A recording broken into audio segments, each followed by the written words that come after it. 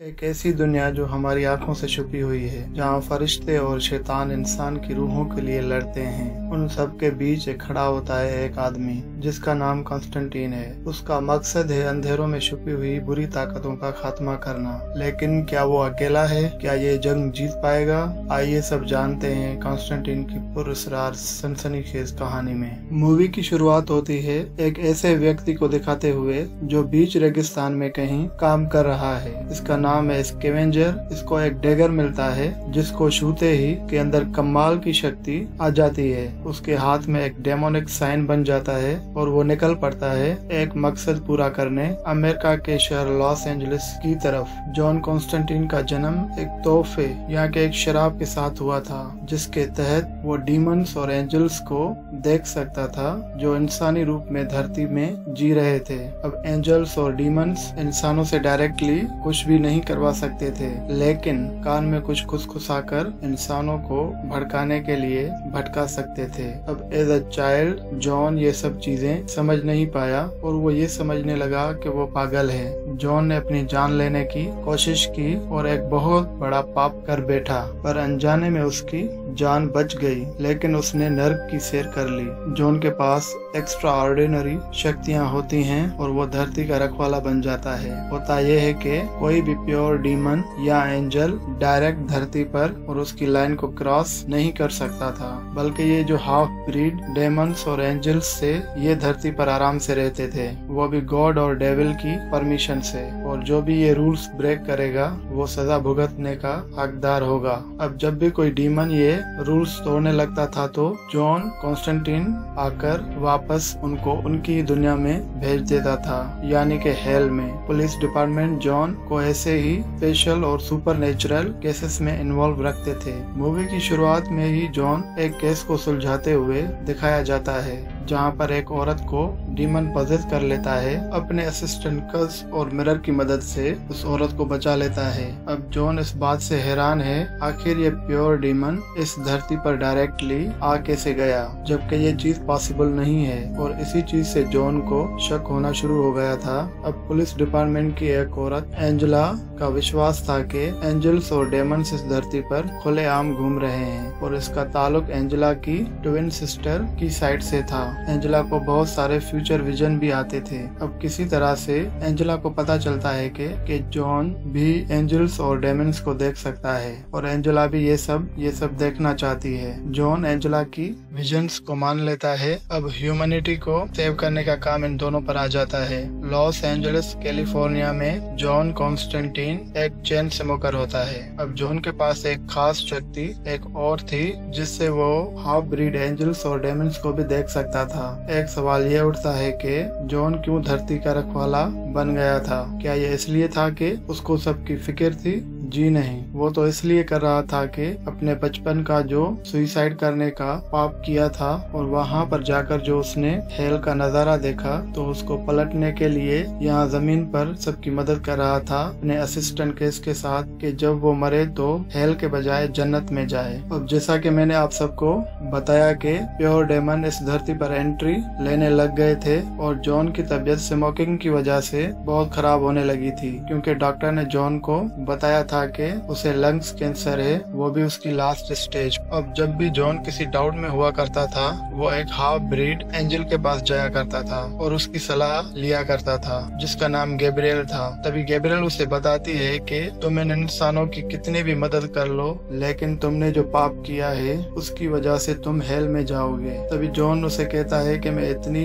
जिंदगियों को बचा रहा हूँ, क्या मैं जन्नत में नहीं जा पाऊंगा? तभी गैब्रिएल उसे कहती है कि नहीं, तुम एक बार मरकर हेल को देख चुके हो, अब ये मुमकिन नहीं। उसके बाद दिल बर्दाश्ता होकर जॉन बाहर निकलता है तो उसे एंजेला मिलती है और उसे कहती है कि उसकी ट्विन सिस्टर जो इजाबेल है उसने सुसाइड कर लिया है, और सब उसे बताती है कि इजाबेल ने एक मेंटल हॉस्पिटल के रूम में ऊपर से कूदकर अपनी जान ले ली। और तभी कॉन्स्टेंटीन पर एक डेमन हमला करता है, पर किसी तरह से वो उससे बच जाता है। अब कॉन्स्टेंटीन 100% श्योर हो गया था कि कोई तो रूल्स तोड़ रहा है और इसी बीच जॉन सीधा जाता है एक क्लब में जहाँ पर काफी सारे हाफ ब्रीड डेविल रहते थे। वहाँ पर जॉन मिलता है पापा मिडनाइट से, जो कि एक विच डॉक्टर है और उस क्लब का ओनर है। अब पापा मिडनाइट वहाँ रहकर सबका डिसीजन लिया करते थे, पर डीमंस का धरती पर आना बात सुनकर पापा मिडनाइट जॉन की उस बात को एक्सेप्ट नहीं करते और बस वहाँ पर जॉन की तकरार होती है एक हाफ ब्रीड डेमन बेल्तजार से। ये दोनों एक दूसरे से काफी ज्यादा नफरत करते हैं। अब इसी बीच जॉन ने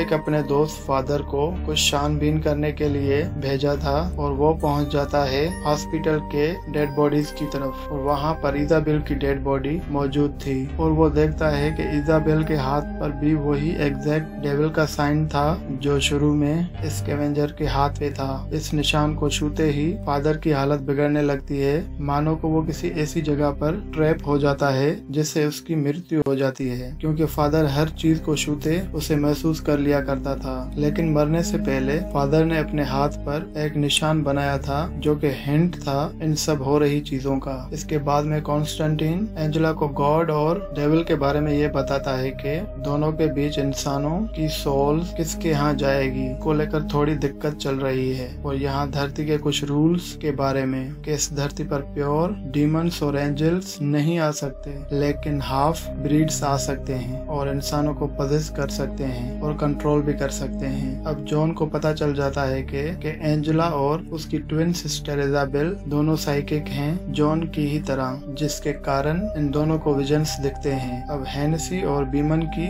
मदद से जॉन ये जान जाता है कि ये सब कराया किसी और का नहीं, शैतान के बेटे मेमोन का है, जो कि इन डीमंस को कंट्रोल कर रहा है और उसका सीधा मकसद अपना किंगडम धरती पर बसाना। इसी बीच बीमन की मौत हो जाती है और फादर हेनेसी तो चल बसे थे। अब यहाँ सवाल उठता है कि आखिर प्योर डीमन इस धरती पर आएगा कैसे? तो उसके लिए मेमोन को चाहिए था एक डिवाइन असिस्टेंट और एक पावरफुल साइकिक, जिसके कारण ही हाफ डेमन बेल्तजार के बेटे मेमन की मदद करता है और वो इजाबेल और एंजेला के साइकिक होने के बारे में जान जाता है। एंजेला जॉन को इस बारे में बताती है कि वो भी एक साइकिक है बचपन से ही, अपनी ट्विन सिस्टर इजाबेल की तरह, लेकिन उसने इस बात को कभी स्वीकार ही नहीं किया और इस बात को डिनाई करके ये शक्ति इस कदर खत्म हो गई जैसे कि कभी ये थी ही नहीं। एंजेला को बहुत ज्यादा गिल्ट फील होता था और उसकी बहन को हॉस्पिटल में रखा जाता था, लेकिन वो कुछ नहीं कर पाई, जबकि उसको भी ये डीमंस और एंजल्स दिखा करते थे। अब एंजेला जॉन से जिद करती है कि वो भी ये सब देखना चाहती है और जॉन किसी तरह से उसकी ये शक्ति एक्टिव करके उसको नर्क का द्वार दिखा देता है। अब असल में एंजेला का अपनी बहन के सुसाइड को लेकर अपसेट होने का एक और कारण था कि इनके यहाँ सुसाइड करने को सबसे बड़ा सिन माना जाता है, जिसके चलते इजाबेल प्रॉपर फ्यूनरल देने से मना कर दिया जाता है और वो जॉन की मदद से ये साबित करना चाहती थी कि उसने सुसाइड नहीं बल्कि ये एक मर्डर था। अब जॉन जब हेल में जाता है तो वहाँ पर उसको इजाबेल दिखाई देती है और उसने वाकई में सुसाइड किया था और ये बात जॉन कंफर्म करता है। जॉन हेल में जाता है पानी और एक बिल्ली की आंखों में देखकर, क्योंकि बिल्ली नर्क और धरती के दरवाजे की रखवाली करती है। बेसिकली वो प्रोटेक्टर होती है अंडरवर्ल्ड की। अब एंजेला को फाइनली सारे डीमंस और एंजल्स दिखने लगते हैं, लेकिन जॉन की ये सबसे बड़ी गलती थी।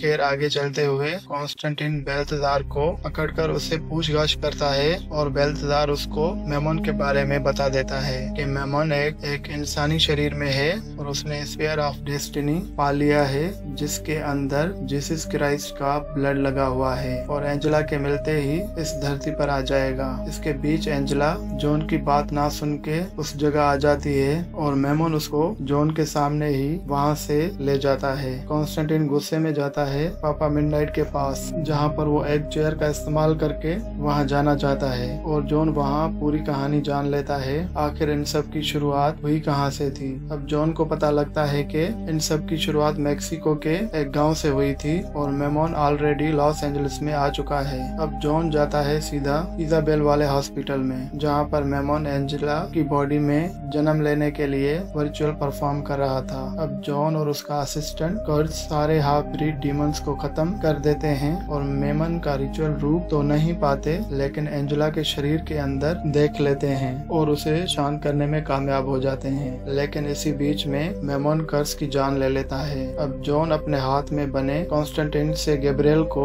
वहाँ पर आने के लिए फोर्स करता है, पर गैब्रिएल तो खुद ही मेमोन की मदद कर रही थी। गैब्रिएल रिवील करती है कि गॉड बहुत कमजोर हो गया है और ये इंसान यहाँ गलतियाँ करते रहते हैं और बस उनको माफी मिलती रहती है। गैब्रिएल का ये मानना था कि इस धरती पर हेल आकर इंसानों को उसमें जाना चाहिए और फिर यहाँ पर शांति बन जाएगी। गैब्रिएल जॉन को रूम से बाहर फेंकती है और मेमोन को स्पेयर ऑफ डेस्टिनी के जरिए इस दुनिया में लाने के लिए काम शुरू कर देती है। लेकिन जॉन अपनी कलाई काट कर ल्यूसीफर को इस धरती पर आने के लिए मजबूर करता है। जैसे ही गैब्रिएल आजाद करने वाली होती है, तभी ल्यूसीफर धरती पर खुद आ जाता है और वक्त थम जाता है। जॉन ल्यूसीफर को मेमोन के बारे में बताता है कि वो धरती पर राज करना चाहता है और उसके प्लान के बारे में सब कुछ बता देता है। अब ल्यूसीफर गैब्रिएल वाले रूम में जाकर सब कुछ रोक देता है। गैब्रिएल ल्यूसीफर से लड़ाई भी करती है, लेकिन उसकी होली पावर्स खत्म हो जाती है क्योंकि गैब्रिएल ने